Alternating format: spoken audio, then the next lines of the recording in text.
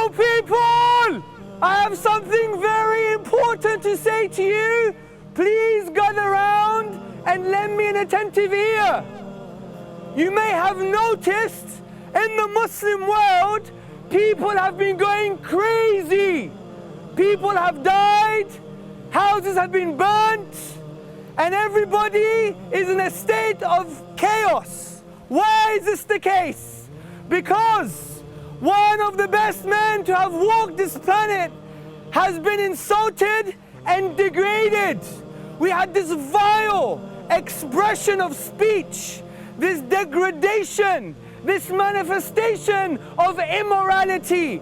It was a disgrace to any civilization to present a video about a man that billions of people love. Any civilization, whether it's the West or the East, disagrees with this vile degradation. It's a manifestation of dishonesty, of vileness and immorality. And we are here to tell you who this man was.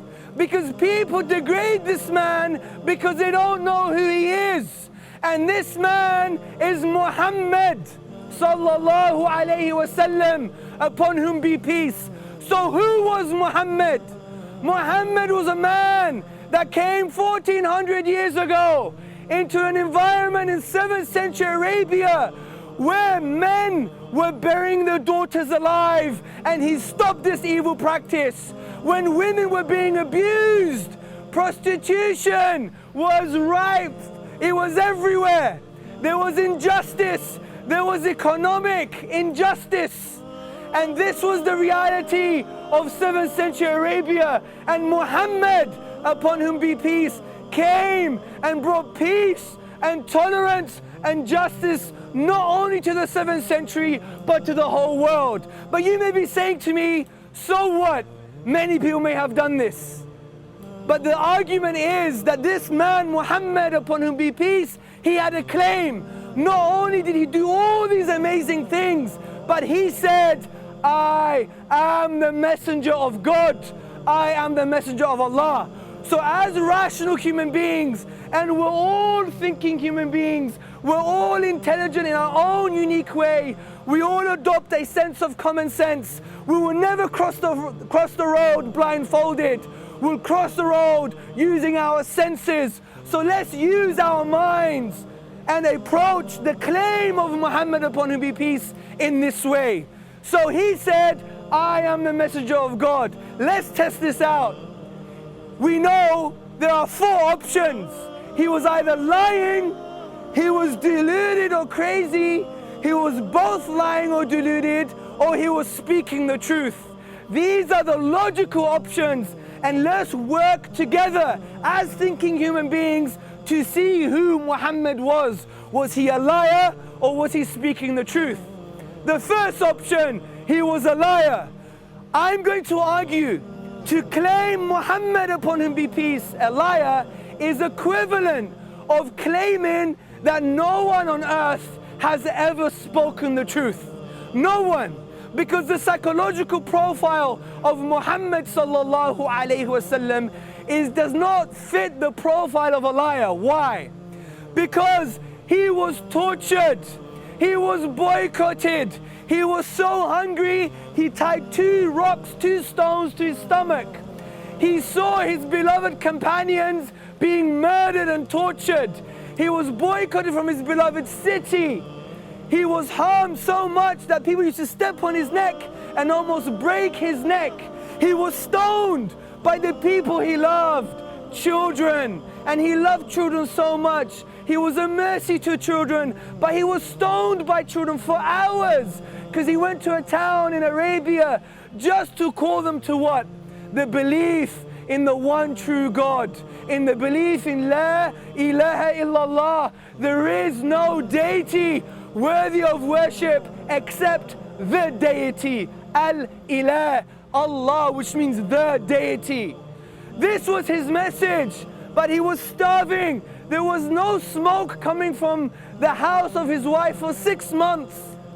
So we see the calamity, the chaos, all all for a simple, profound message. Also, he was offered riches and power and money and women and glory and status, but he rejected all of that just for a simple, profound message that is so intuitive to all of us.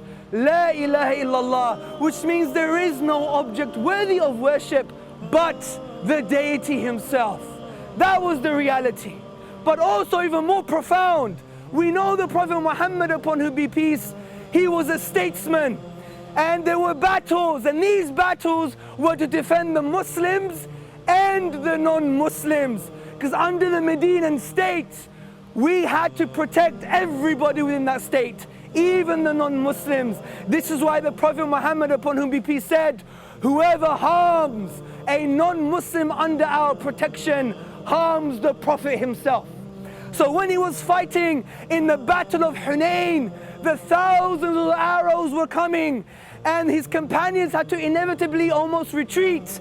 He still marched forward and he said, I am the messenger of Allah and I am not a liar. Look at the bravery. Does this befit the profile of a liar? Does this fit the profile of a liar? No, it doesn't. And this is why, if this is true, then we could never claim he's a liar. To claim Muhammad a liar, upon him be peace, is to claim no one has ever spoken the truth. Because no one has done all of this just for a simple, profound message. To reject Muhammad, upon whom be peace, is rejecting your own mother. Because the only reason you know your mother is your mother is because she told you, your dad told you, and your family told you. Testimony. But we have the testimony of history that's far more profound and has far more implications that says this man could never have been a liar. Let's go to the second option. He was deluded or crazy. Well, how can we say this man is deluded or crazy? Let's first go to his teachings. Are his teachings the product of a deluded man? He said, upon whom be peace, there is no harming and no reciprocating of harm. He said, you will not truly believe unless you love for others what you love for yourself. He said, if you put kindness or compassion in something, it elevates it. If you remove compassion and kindness, it degrades it. He also said that we must be just. He said, اتقوا الظلم فإن الظلم ظلمات يوم القيامة, which is the Arabic, and the English is, be conscious of oppression. Be conscious of injustice, for it's going to be darkness on the day of judgment. The Prophet Muhammad, upon whom be peace, he gave us an amazing economic theory that has transcended communism, socialism, liberalism, neoliberalism, libertarianism, utilitarianism, all the isms and schisms and the mirages that we chase in the political desert. He transcended all of this because he said to us that the son of Adam, you, the human beings, all they need is food, shelter and clothing. He defined their essential limited needs and therefore created an economic theory of distribution. But capitalism has failed us, the disease of capitalism, because it says there's too many needs, not enough resources. But the Food Agricultural Organization has said there is enough calories on this planet to feed 3 planets. So 1400 years ago, his geopolitical theory transcends time. So how can we say this man was mad or deluded? Also, a deluded person who wants to believe what they're doing is truth would use any circumstance in their favor. But the Prophet Muhammad, upon whom be peace, never did this. There was an eclipse at the time of the death of his son, and his companions thought this eclipse was because of the death of his son. He said, no, Allah, God doesn't make nothing eclipse for anyone's death, even the death of a son of a prophet. If he was deluded, he would have said, oh yeah, this has really happened because I am really a prophet. So we see it is impossible that he is deluded. What about the third option? He's both lying and deluded. This again is a logical contradiction. Can we have a square triangle? Impossible. A square has 4 sides, a triangle has 3. A square triangle, 3 becomes 4, 4 becomes 3. It's impossible. It's like justifying the Trinity. It's impossible. So, how can someone lie, which means they know they're not speaking the truth and maintaining a falsehood? But someone who's deluded is someone who thinks they're speaking the truth, but yet is based on falsehood. These two things are contradiction.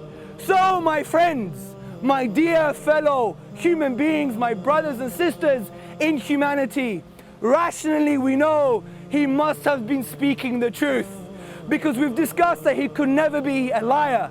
We discussed that he couldn't be deluded. We discussed that he couldn't be a liar and deluded. Therefore, he was speaking the truth. And if he was speaking the truth, brothers and sisters and friends, if he was speaking the truth, it means indeed he was a messenger of God. It is no wonder the Arabs at the time, his own enemies, called him the trustworthy. So this is who Muhammad was, upon whom be peace. A man that changed reality. A man that you may not believe in, but he's affected all your lives in a profound way. Someone give me the name.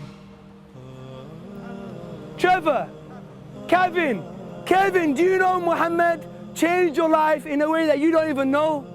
Have you used a computer before? Have you been to court? Yes. Have you gone to science class at school? In all these ways, Muhammad changed your life. Do you believe in tolerance? He's changed your life. And let me explain why. Who's got an iPhone? Who has an iPhone or BlackBerry or a computer at home? Do you have a computer at home? Yes. The very reason you could go on Twitter, you could go on Facebook, you could use an iPhone, you could use your iPad, is because of Muhammad. You may think I'm crazy. I am crazy, but not today. Let me tell you something. The reason we have the computer and the iPhone is because of Muhammad, upon whom be peace. Let me tell you why. Because of his teachings of tranquility, tolerance, justice, economic distribution, bringing people together. Because of these teachings, we developed an amazing Islamic environment in Islamic Spain. Who's heard of Islamic Spain before? Many of us. There was a convivencia, which literally means a coexistence. And this coexistence facilitated the progress that we needed to develop theories and to develop notions and assertions like the algorithm. Without the algorithm, you will never have a computer, an iPhone, or an iPad. And this came from Muhammad sallallahu alaihi wasallam, because he gave us the teachings to facilitate that progress. Who's got a £20 note? Who's got a £20 note? Who's got a £20 note? Well, if you look behind your £20 note, there is a man called Adam Smith. Adam Smith wrote, and he was the 18th century founder of capitalism. And Adam Smith wrote that if it wasn't for the empire of the caliphs, the Muslims, we wouldn't have the tranquil environment to look into the interconnecting principles of nature. And this is why Professor Thomas Arnold, a historian, an Arabist, what did he say? He said, brothers and sisters and friends, he said that if it wasn't for Islamic Spain and Islam, we would not have the Renaissance and we wouldn't have the scientific revolution. So, Calvin, he's affected your life from that perspective. You've been to court. The very reason you, Kevin, could walk into court and say that I'm innocent, the presumption of innocence came from the Muslims. And we don't even know this. If we read the academic works of Marcel Boissard in his 1980s article on the probable influence of Islam on the presumption of innocence, he writes that King Louis IX traveled to the east and met a monk, and this according to the chroniclers, and he spoke to this monk, And this monk taught King Louis IX a prophetic tradition of Prophet Muhammad, upon whom be peace, about justice and the presumption of innocence. And King Louis IX went back to Europe, and he was accused. He was the source of the European idea of the presumption of innocence. So you went into court, you were assumed innocent. That was from Muhammad, upon whom be peace. Also, tolerance. What about tolerance? We see different colors here, different nations and races and religion. Britain is based upon tolerance. We see America is based upon a form of tolerance. Who influenced them? John Locke. John Locke was a post-Enlightenment thinker, and he influenced the founding fathers of America and Western politics, especially on civil governance. And John Locke writes personally and said, I am influenced by one man, and this man was called Edward Pocock. Edward Pocock traveled to the east and took manuscripts. He was the first Orientalist and a scholar of Islam in Oxford University. And John Locke used to sit in front of Edward Pocock and learn about what happened in Islam concerning tolerance and justice. And John Locke wrote the treatise on tolerance. And John Locke, he wrote on civil governance. And in civil governance, he discusses government in the following way. As a vicegerency, everybody translate vicegerency in Arabic. Khilafah, the political institution of Islam. John Locke, influenced by Muhammad, upon whom be peace. So this man that you don't even know, he influenced scientific revolution, he influenced the presumption of innocence, and he influenced tolerance in the West. So now you know who this man is. Investigate him. Don't shoot the messenger, test the message. Testthemessage.com. And I like to say something to everybody. What I like to say to everyone is, now what you've heard, have an open heart and an open mind. And if you don't know, then ask. As the Prophet Muhammad, upon whom be peace, said, the cure to ignorance is to ask and learn. So in this light, let us proceed. Takbir! Takbir! Takbir! Subhanak Allahumma wa bihamdika. Ashhadu an la ilaha illa anta wa astaghfiruka wa atubu ilayk. May Allah guide you and bless you and shower you with His mercy and His love. From me, Assalamu alaikum.